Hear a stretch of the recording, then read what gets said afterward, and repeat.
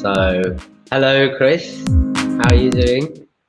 I'm very well, thank you, Tom, and a big welcome to all of our avid listeners as well. I know it's been again some time since we have made an episode, and it was a delight to welcome Philip Everington to the podcast last time. But a big news is that the little man with a big brain is back as a new Tom. Welcome back to the podcast. Hello, thank you very much for doing this again.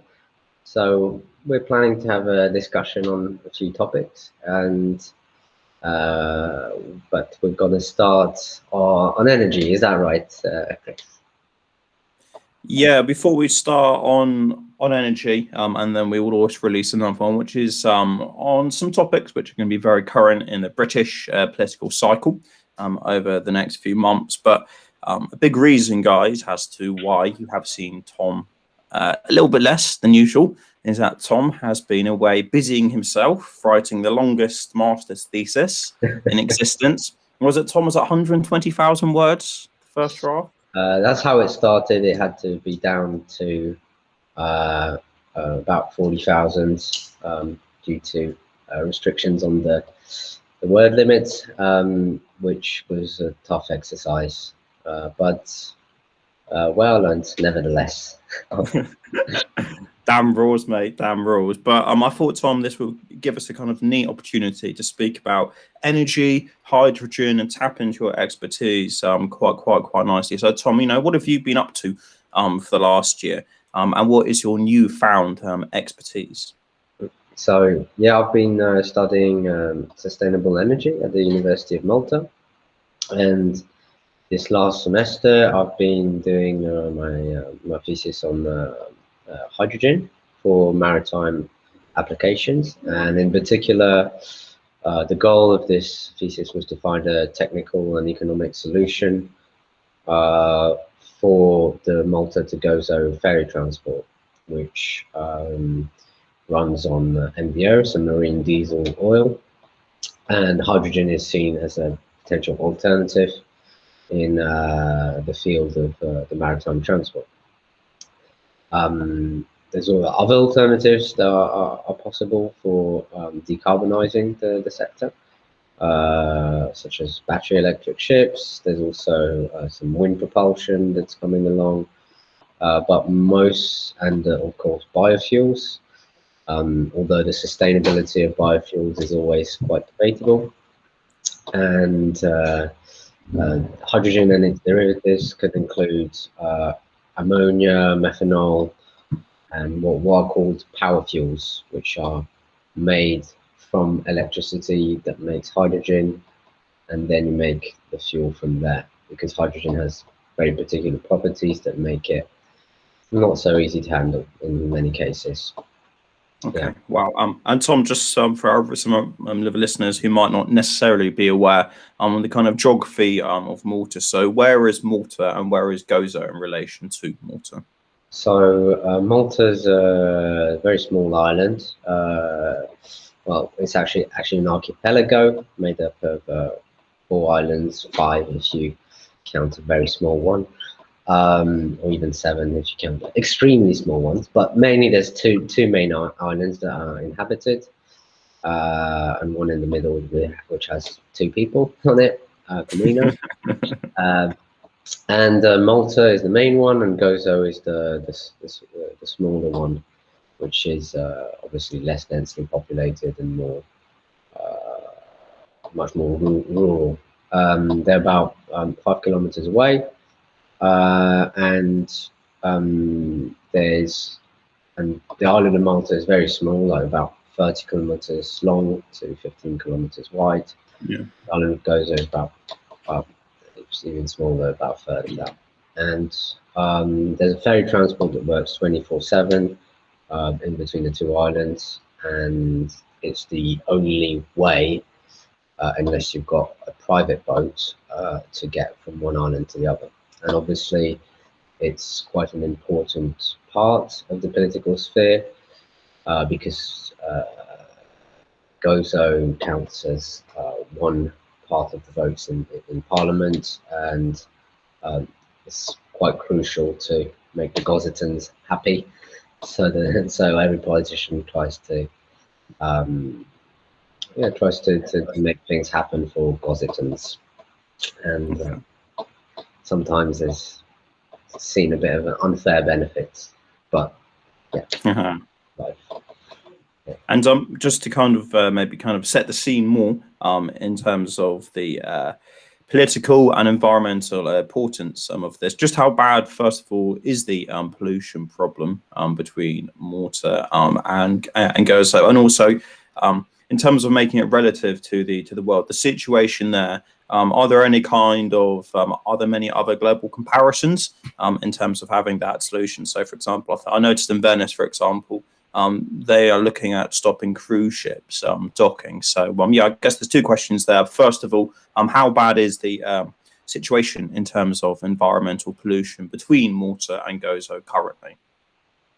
So maybe it's good to start on a global view in terms of emissions. We've reached a high, even with the pandemic, the decreasing the level, the yearly amount of emissions, because there's less energy being used, less trade, less transport, cars, etc. Still new high of CO2 levels of 420 parts per million were reached last year, and basically we're going to reach untenable concentrations where the greenhouse gases are going to change the climate in a reversible manner, which means that we're left with no choice but to decarbonize, reduce our greenhouse gas emissions. The maritime transport within this plays a very relatively small part, about 3% of total CO2 or CO2 equivalent emissions, but still not insignificant. It's similar levels to than the aviation pre-pandemic, and it's considered a hard sector to decarbonize. The reason why is like with many transport solutions, there's many sectors that are seen as hard to decarbonize and hard to electrify. So like heating at homes is one, long truck hauling, maritime transport, aviation, and high heat industry processes, which electrifying is very difficult. So there needs to be some alternatives. And until now, there's been, I think, in the 90s, the rise of biofuels have been sort of the main focus. Even in private transport, there's some added ethanol or methanol made from biofuels. But the sustainability of that is very debatable because you need to, there's often deforestation included, monocultures, and issues with the carbon sequestration of that land being less than what it was before. It's also not very scalable because you can use it a bit, but then you're starting encroaching on agricultural land and just land use for ecosystems that can be damaging for life on Earth. So that's when there's a sort of shift to finding alternatives, and hydrogen is one of them. We have a problem with renewables have been growing. They should be growing faster, and are steadily growing faster with levelized cost of electricity being lower than fossil fuels today. But there's still that issue of supply and demand, when you just can't control when the electricity will be produced as much as you could do with fossil fuels, when you just like controlled the inputs and then the output was matched to the demand. So we have curtailed renewable energy that needs to be stored, and in some solutions batteries can be used, but that's for very short term. But the role hydrogen can play is that it can store store this energy on a much longer term. You can put it in salt caverns or natural formations, and or even in the gas grid, and that's equivalent to many times what is possible in batteries for longer term and at a cheaper cost. So it all looks good, but there are some inefficiencies down that value chain. So with every solution, it has some potential downfalls, but it's seen as the best solution. I mean, many countries have now published a strategy for hydrogen. It's been quite recent, and the surge has been pretty incredible. Because there's basically no other realistic alternative for renewable energy. And back to so that's more or less the global view. But like back to the emissions. So Malta in particular, as you mentioned, it's like Venice. There's a lot of cruise ships coming along. There's also a lot of bunkering, which is the refueling process for ships, because it's in between the now infamous Suez Canal and the North Sea ports of Antwerp, Rotterdam, and London, etc. So it's kind of a midpoint. So it's being used a lot as a refueling spot for all these ships, and the amount of energy used just for refueling those ships is 3 times that of the whole energy use in Malta. So it's enormous. It's enormous. But and that's where I wanted to focus my research on at first. But it was extremely hard to get data from the bunkering companies, because there's been some, as with many things in Malta, and there's been some past corruption scandals, Sicilian mafia stealing oil from ships and then reselling them, many issues. So it's very, I had a friend who was working for a bunkering service, which would like link the ships to the bunkering company that would then refuel. And like even him, with having that connection, it was not possible to get data. So I focused on something very local, the Malta to Gozo transport, which does produce quite a lot of emissions, relatively 1% of the total national emissions. So for just one ferry, which is quite, well, it's actually 4 ferries, but like just one transport service. So it's actually quite significant, but like where it's more significant is because it's for NOx emissions. And because the maritime transport industry today uses low quality fuels, which emit a lot of sulfur and NOx, so nitrogen oxide, and that's harmful for health. It's not necessarily harmful for the environment, but especially for human health. So there's been some regulation around that, and the Malta to Gozo ferry is about 7% of the total national emissions on NOx, and I can't remember exactly, maybe 2-3% for the sulfur.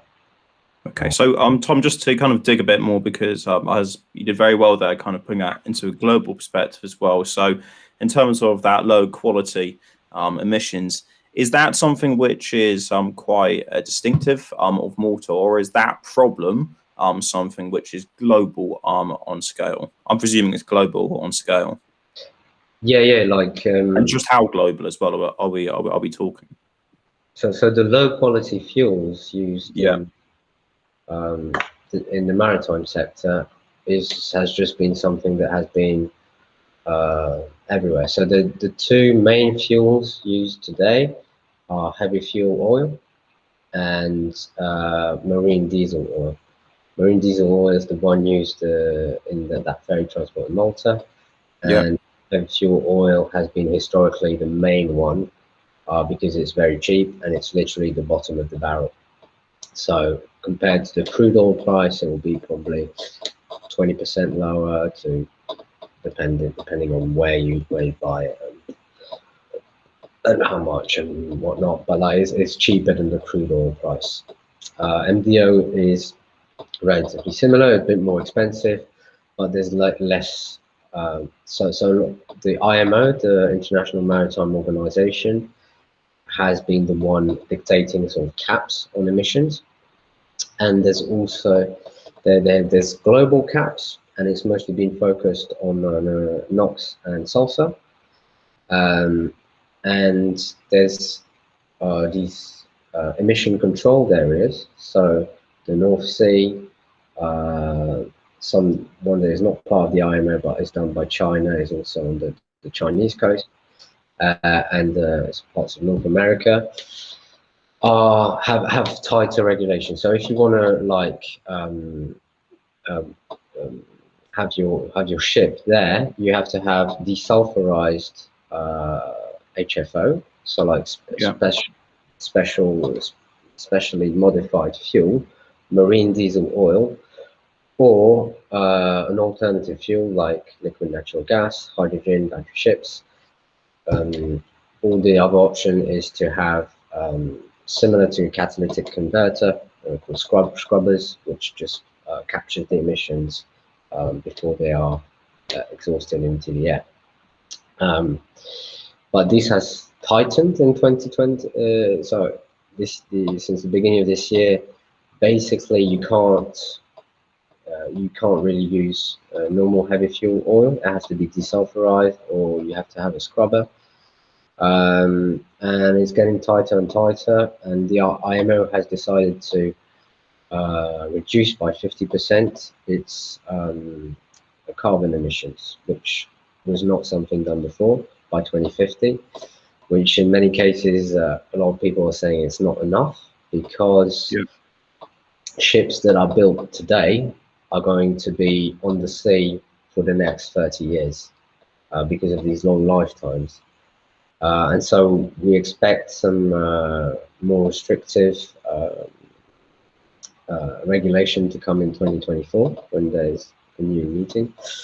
The issue for the IMO has always been very slow. For example, Europe has the EU has tighter regulation, and there's various countries as well, the US, etc., and China, because the IMO has to bring along all the countries that are less developed. So, like, for example, fishing, you can't expect the same type of requirements for a fishing company in Nigeria and Maersk in the Danish biggest shipping company, and it has to balance the two. So so that's why it's quite slow. But the EU is moving harder on this. There will be a maritime regulation on emissions, on carbon emissions. The Mediterranean is supposed to be emission controlled area as well very soon, and they will put the maritime sector in the emission trading system, which means you have a carbon tax, just like aviation does today. Okay. So Perfect. yeah, so that's kind of the situation globally, and that's why there's a push for alternative fuels, because we can expect well, there's a need to decarbonize, and there's a need to decarbonize even further for future regulation, which will come sooner rather than later. Well, the important thing to consider as well is to reduce. So the biggest goal, so to say, is the IMO target by 2050 to reduce by 50%. But we expect an increase in shipping due to this global trade. So the actual carbon intensity of all ships need to be reduced by 75%, depending on how it grows, but approximately 75%. So 75% less emissions on a ship means you have to have an alternative fuel. And in the past, in the last few years, there's been a lot of talk about liquid natural gas, TBUs, which reduces emissions by about 30%, and then you have efficiency measures and etc. But it's not enough, because there's also a lot of fugitive emissions, and on the production of natural gas, there's also fugitive emissions there from methane, which is even more harmful in a comparative quantity wise than CO2. So it's very debatable, but it's not a complete solution, and it won't be what we would need to stay within the Paris Agreement and various climate targets. Okay. So yeah, so obviously there is a great need to adapt to what is obviously quite, let's call it quite a desperate situation. But I think, as you went to outline, there are all these different political ins and outs, and as usual, the politics goes and complicates the picture greatly. But Tom, again, just to go and tap into your knowledge here. So I think you went and outlined a few different options there, but from what you're saying, is hydrogen the main contender here, or are there other possible solutions as well? And then I guess the second part of that question will be, will there be a one-size-fits-all approach globally, or do you think different areas of the globe and different countries will look at different solutions? Yeah, so that's a very good question. So starting on the first part, there's different solutions. I talked about biofuels. I talked about LNG. There's also you can use some forms of wind propulsion to help, some efficiency measures, and some design measures of ships, for example, slimmer hulls, so there's less friction and then less use of fuel. So it's a combination of all that, and of course hydrogen and its derivatives, and battery electric ships as well. But biofuels and LNG, in my opinion, and from a lot of the research, are either, in the case of biofuels, not really sustainable. I mean, you could use biofuels for like anything that uses fuels today, but as soon as you pass a certain scale, then you're like stuck into the world will become stuck, because then you would have all these monocultures, this problem with these ecosystems, and have less agricultural land, the population growth. It just doesn't work. It's not very sustainable. And LNG, I talked about fugitive emissions, so it can be a solution to slightly decarbonize. So, but it's more of a halfway measure. Battery electric ships, for example, are possible, but not in anything that's high frequency or longer voyages, because there's only a certain amount you can store in batteries. They're expensive, they're heavy, and they need a lot of time to recharge. So if you do one voyage per day, for example, if one ship between Malta and Gozo would do one voyage per day, battery electric would be probably a good solution and maybe the most efficient. In this case, you have 4 ships that work pretty much 24/7 with maybe 3 hours to refuel per day, and therefore it needs an alternative fuel that would be able to be filled up relatively fast and not impact too much on the weight, and not too much on the volume. So hydrogen is a very good solution, and I went for pure hydrogen in gaseous form. You can have it in liquid form, and you can also have it in different storage methods, like in metal hydrides, in liquid organic carriers, hydrogen carriers, COHs, and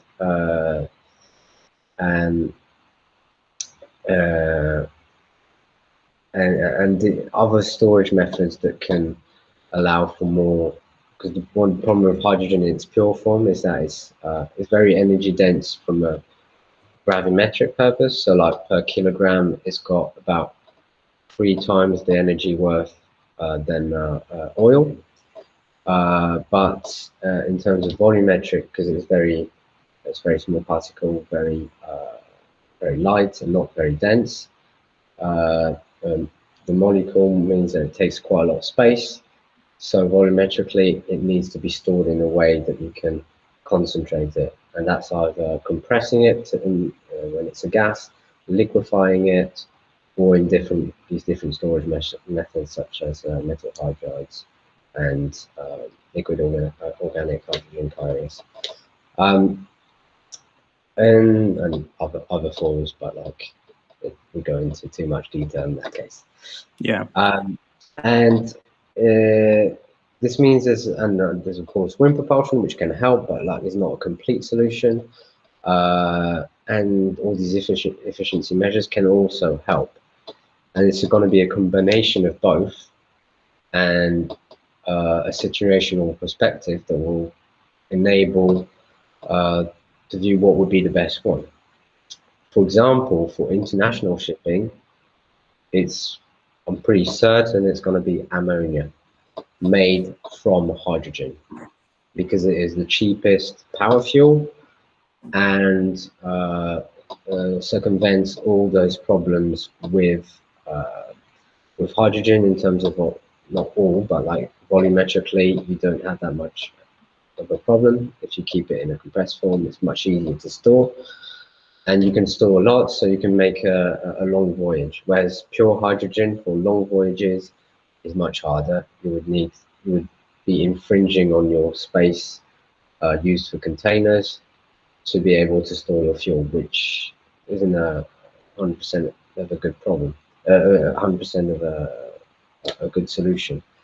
So ammonia will probably be the most used fuel for international shipping as an alternative fuel. It's also got a lot of refueling stations, because ammonia is produced for fertilizer industry. Yes. And a lot of ports export ammonia. So there's already like facilities handling ammonia, and it's very linked to the ports where there's refueling happening already. So ammonia is very likely going to be the main alternative fuel in 15 years. Yeah, something like that. So you kind of, I think, tapped into a little bit of the timescale here, and so you seem, correct me if I'm wrong, but you seem relatively confident that this can be rolled out on a global scale. But are you as confident that it will be rolled out on the global scale? I mean, what are the kind of things that could prevent this happening? And then secondly, if it was successful, just how long would it take in years for that shift to happen globally? Are we talking 15 years, you said? Are we talking 20 years? Is it going to take 50 years? What do you think? So most of the decarbonisation targets, for example, you hear a lot about net zero, etc., is 2050. So that would be the sort of point where we should reach a scale which is well, net zero for some countries or regions, and the same is more. It can be said for shipping. There's also one of the advantages, disadvantages, depending how you see it, is that shipping is international shipping is controlled by a very small number of companies. Yeah, it's going to be MSC, Maersk, etc. And it means that it's a bit of an oligopoly, which means that if you manage to put regulation for all these big companies, you don't need that many to follow through. So it's much easier to control from an international regulation perspective. There's also, I mean, Maersk set its own company target for decarbonisation by 2050 to reach net zero. And there's a few other companies, and for example, cruise ship companies that also set themselves that target. The problem with this is always the risk of do you lose competitiveness if you use such alternative fuels? Because at the moment they're more expensive, be it used batteries or hydrogen. You're going to be more expensive. You're going to be paying more for the fuel on your total ownership cost. So it means that if you don't have regulation to make it equal for all, then you're going to end up losing. So you need that regulation to come in place, and it needs to be fair. So, for example, on a fleet perspective, and on new ships, so that you have a sort of rollout that's continuous. And because you can't say immediately, oh, tomorrow you are net zero, like that's just not possible. So you have to say, okay, all the new ships that are going to be put on water have to have 50% less carbon intensity by 2030, and 2030 this will be raised to 0%, and they're fully using alternative fuels. And this is kind of what we expect to happen from the IMO. Obviously, there needs to be some sort of way of bringing also the less developed countries into that mindset. Yeah. And that comes with benefits for incentivizing companies and shipbuilders, and also shipping companies and distribution companies to use this decarbonized type of fuels, or any way of decarbonizing, by saying, okay, maybe if you use alternative fuels, you get a tax rebate on your customs import. Things like that. There's many ways you can make it happen, but will it be faster? The big question is, will it be? It is going to happen. Will it be fast enough? That is much more debatable. Yeah. As always, we might be a bit too late for all this, but we've got to be hopeful as well. So, yeah, I think it will go there. Like all the signs are there to point towards a good trajectory. How we accelerate, how we make all these alternative fuels scalable is the next step. And things are happening, which, for example, the various countries' hydrogen strategies to produce hydrogen, import, export. Yeah, there's a lot happening, which indicates very positive trajectories. But getting there and actually implementing that is still a bit of unknown territory. Yeah. Okay, fantastic. So I'm conscious of time. I know we've only got a few minutes left, so I thought I'd kind of round off maybe with a bit more of a negative, and then we'll kind of focus upon a bit more of the positive. So I think you were kind of briefly outlaying some of the difficulties there, but in terms of things being a bit more precise, who are the major players that could potentially sink this process from happening? Is it governments, or is it also international organizations, or is it companies, or all of those three? So who would think that? Who would benefit the most from sinking the decarbonization of the maritime sector? Is obviously the oil producers, and especially OPEC countries. So you see quite a lot of shifts, both in oil production companies like Shell, BP, etc.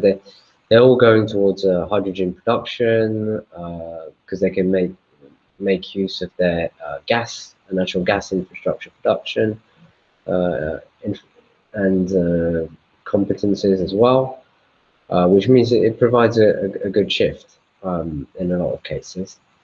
But and Saudi Arabia, for example, is planning the biggest hydrogen production facility and planning to export to Japan, Australia as well. So there's a shift, but whether that is more of a bit more greenwashing than what it actually is, might be a bit more debatable because They still rely, most of the revenue still comes from oil and natural gas, which means that unless there's a way to force them to make that change as fast as possible, and not just pretend by having these few like key projects, which make them look or made people and politicians look the other way, then it might be hard, and there'll be there is lobbying um, for keeping the traditional fossil fuels. Yeah, that's the main question. If public opinion can be convinced still otherwise, of maybe there's a lot of controversy, for example, in some hydrogen projects where it's got actually being produced from natural gas or from grey sources like coal and not renewables. And it's quite easy to say, oh, but we're just losing efficiency. I know, use renewables. Okay, it's a bit more expensive, but put things in place so there's the right incentives and the right regulations. So, so the guarantees of origin of the hydrogen, or same thing with the electricity, making sure that it is a low carbon source.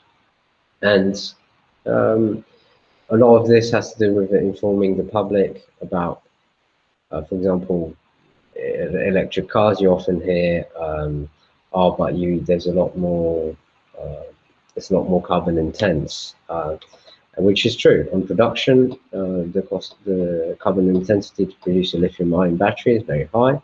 So it takes 3 years, 4 years, depending on the electricity mix, to catch back with the fossil fuel powered car, and then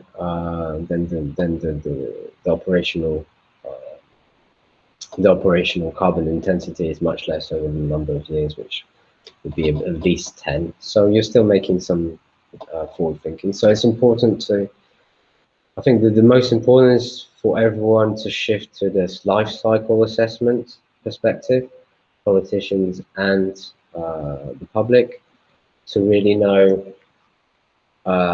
where is where the problem's coming from. Is it from the production, the operation, or the whole value chain?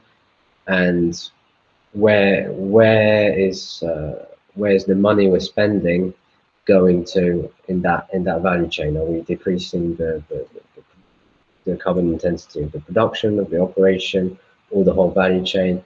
And yeah, it's very hard because life cycle assessments are also dependable on where you produce, what materials you use. So it's hard, but there's ways to do it. I mean, you get you get control over imports of that, animal control through health checks, and it's a similar way of thinking where you like check the value chain before. And obviously there'll be problems. There'll be problems, as with always. Some money under the table, and my thing becomes as clean as ice, see, transparent as ice. So yeah, but it's the way forward, I see, as far as I see. All right, fantastic. All right, Tom, I thought that was an excellent. I have to hand it to you, mate. There was some excellent detail, knowledge, and intellect there. Really useful to take on board and to learn. But I think just to conclude and to hold your feet a little bit unfairly to the fire here, but I'm sure, yes or no, do you think humanity will rise to the challenge in time and do everything which you've just outlaid? Yes or no? Yes, I think both for myself. I think I need to be hopeful. Otherwise, there's little point in doing it. And I think we always manage to rise to the challenge. The only thing I see is that we might have to lose quite a lot of things along the way because we're being too late to rise to that challenge. So it could be world wars, people. A lot of deaths are going to increase from pollution, and destroyed farmland, ecosystems. Yeah, there'll be a price to pay, but I think I'm pretty sure we'll manage. Yeah. Okay, perfect. I think that is a hopeful, positive, but pragmatic way to end this episode of the podcast. So, Tom, thank you so much for again laying it out in such brilliant detail. Take it on board, guys, and let's hope for a more positive future as we sail into it. No pun intended. All right. Thank you very much. Thanks. Thank you. Thank you.